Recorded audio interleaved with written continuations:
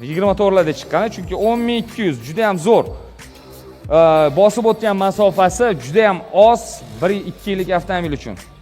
Menimcha hali moy alishtirishga bir marta ulgurishgan, boshqa moy ham almashtirishmagan. Xo'sh, beta a bozor-ku, albatta, beta a bozor, aka. O'shaning uchun narxiga e'tibor bering.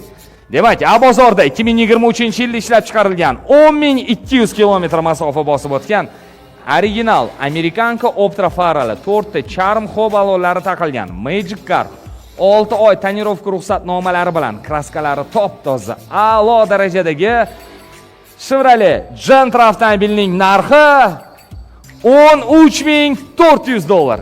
Ana bo'lmasa. $13400ga, $13400ga 14,5 mingga 2022 qora Gentra beryapti. 30 mingdan ko'proq yurgan. Videomizni tomosha qilsangiz ko'rasiz. 22-yil qora Gentra 14 mingdan qimmat turgan paytda bor yo'g'i 10 ming yurgan. 23-yil tayyor, olasiz, minasiz. Hattoki lobovoy oynalariga adashmasam solnzashitni plyonkalar ham urib qo'yishdi. Ideal holatdagi avtomobilni $13400 ga olish qanchalik